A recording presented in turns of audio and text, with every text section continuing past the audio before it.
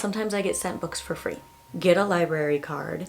It is so important that you listen to me during this segment if you're going to use a free little library, because I'm going to talk to you about... Well, hello, I'm Erica. I am Odd. Recently on my shorts, I have been sharing a lot about how I read a lot of audiobooks and I read a lot of ebooks. And I've been having people ask me, what are your favorite apps for listening to audiobooks? I have a few, but I've also been having people ask me how I get free ARCs and how I get free books and all of these things. And it really brought up in the back of my mind the subject that I don't see talked a lot about on Booktok, because this isn't a finance place, right? It's not. Thank God. And I don't like talking about finances because it is such an uncomfortable subject. However, I think it's very important to share how you can read for free or on a very low budget, because you don't need to be a millionaire to be a reader. And full disclaimer on that, I know that I own special editions and you see me bookshop, and I love book shopping, and it's fun to treat myself to a new book or maybe a 5-star read that I read and I want the physical copy. I love that aspect, but you don't need to go to a bookstore and buy a brand new book just to be a reader. If it's not in your finances for this year, that's totally fine. New year, I'm sure a lot of people have financial goals, so here is how I read for free or for cheap, because some of these are just gonna be cheaper options, but they do still cost money. But I want to break this up into two categories, which is physical books and audio and ebooks. They kind of go together for me. Before we start any of this, none of the apps or locations or authors or anybody that I show or talk about in this video, none of these apps are sponsoring this video. I want to be so clear about that. This video is not sponsored in any way, shape, or form. Let's start with physical books, because it is sort of the more difficult of the categories, I'll say, to get free stuff. So, and I always recommend this one because I feel like, especially if you're trying a new author and you don't want to spend the money buying their physical book, but you don't have an e-reader or a way to consume ebooks or audiobooks, go to your local library. Library is number one, and you will actually need a library card for the apps that I'm going to talk about in the audiobook version. So wherever you are, go to your closest library, get a library card, and start using that baby. It's actually super important that we support libraries. Yes, you see me go book shopping and hang out at the bookstore all the time.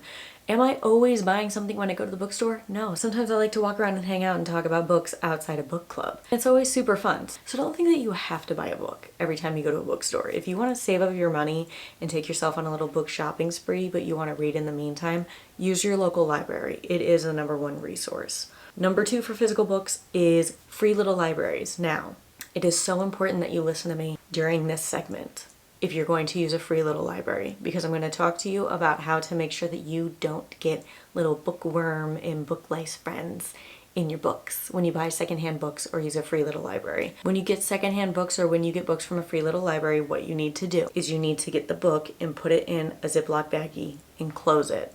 They make gallon Ziploc bags. I'm pretty sure they make bigger ones than that, but I'm not sure. Anyways, it needs to be in a sealed bag and it needs to go in your freezer. Everybody says for 72 hours for a week. I do 2 weeks to a month. And what that does is it freezes any potential larvae or bugs that got in the book or any book lice, bookworms. Do not take your secondhand books and immediately put them on the shelf. Don't do it. Freeze them. Wait 2 weeks to a month if you want to do it like I do. And then you take it out of the freezer and you let it thaw for 24 hours and just let it come up to temperature. This keeps the book's pages from going like that or waving. So that is my biggest advice with secondhand books. That is what you do. That is what I do. And you should be okay. Again, I'm not a librarian, so maybe ask your local librarian if there's any farther precautions you should take. But that is my advice. Obviously, little libraries are sort of a gamble. Sometimes you find nothing and sometimes you find the complete Twilight collection, of which I now have. Hardcover. I can't believe I found that there, but nevertheless. Free Little Library actually has its own app. So Free Little Library actually has its own app that you can download, and it will show you on the maps where your little libraries are around you, and it'll plug into your Apple Maps or your Google Maps, whatever type of phone you have, and it will take you right to it. I found many a Free Little Library that I wouldn't have found without that app. And I found some really good reads. Sterling House, I found it brand new. Barnes & Noble sticker still on it. So there's some readers in my area that do the same thing as me, where if you have a book and it maybe wasn't your favorite or it wasn't like like a 5-star read, but it's a brand new book, go donate it, go see what you can get. And another one for me personally, full disclosure, sometimes I get sent books for free. And if they send me books and it's something that by showing you the book, I could potentially earn money from it, I always disclose, I just did it recently on a short, I always disclose that it's a paid PR situation. However, there's sometimes when I get PR for a book and they want nothing from me. They don't want me to disclose it. They just want me to have the book, enjoy the book, and if I like it, it's free promotion for the author, and that's awesome.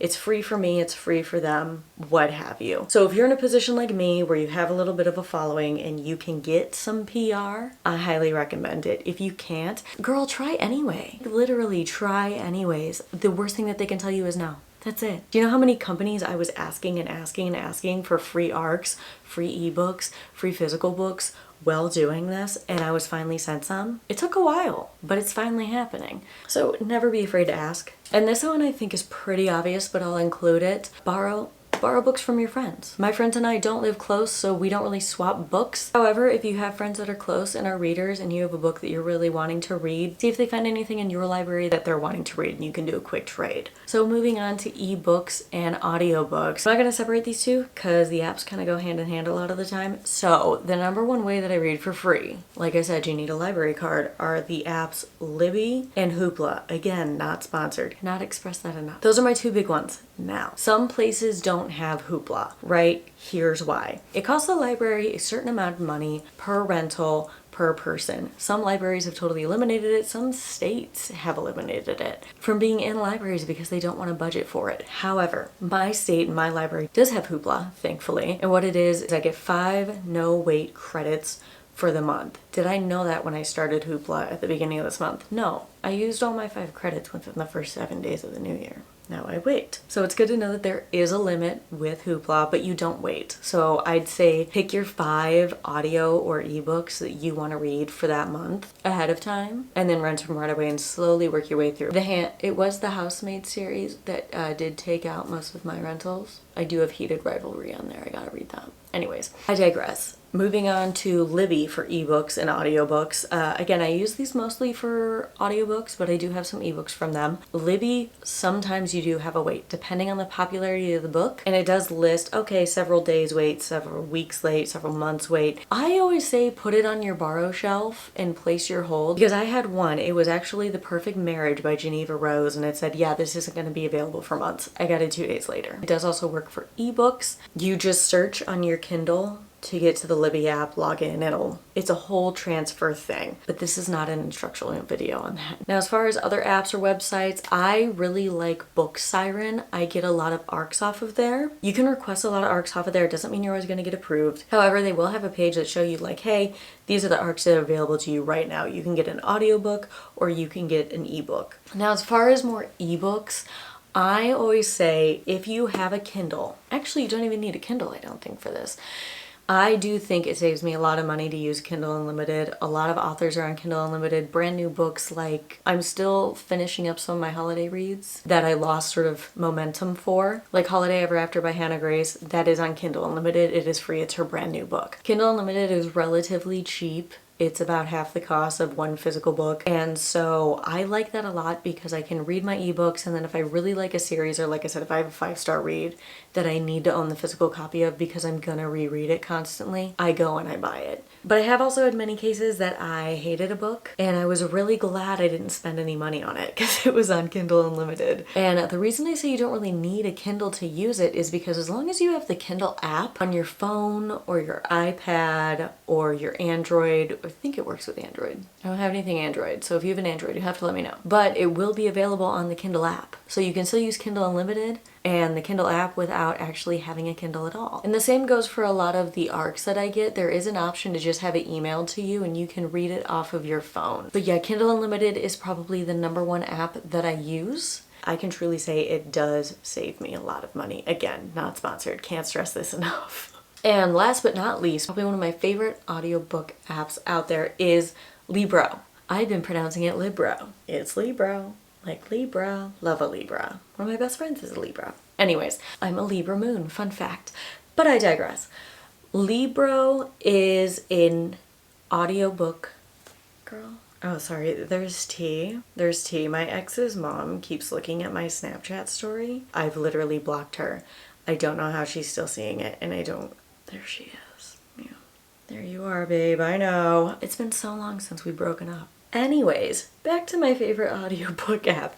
That was your tea for the day. Get it while it's piping hot. But Libro supports your local bookshop. So like I have a local bookshop that I love that you guys see me shop at all the time. And it is a membership like Audible. However, like Audible, you can pause or even not have a membership and you can just buy individual books on an individual basis. I like this because my bookshop puts books on sale. You can go to little categories and just like explore sale and you can see every book that they have on sale. Sometimes they go on sale for 30 cents or an audiobook will be $1 or $2. It is such a money saver if you're wanting to also support your local bookshop while enjoying audiobooks that maybe your library doesn't have. It's not free, but it's a super duper cheap alternative and a cheap way to use that app as well. But if you don't have a local indie bookstore, right, because I only work with small bookstores. So if all you have near you is a Barnes & Noble, but you still want to support a small business, or if you have one that you visited a few states over that you just loved and haven't gotten it out of your head, you can support them. You don't have to live within the same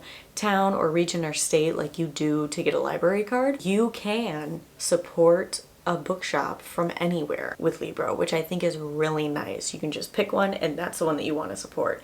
And it's fantastic. But that is my number one way of supporting my local bookshop when I'm especially on like a book buying ban. Okay, yeah, I can buy this book that I've been wanting to read for months that just magically went on sale for 30 cents. Yes, I can do that. That is fine. Those are my tips for reading on a budget. I know that reading is a great escape.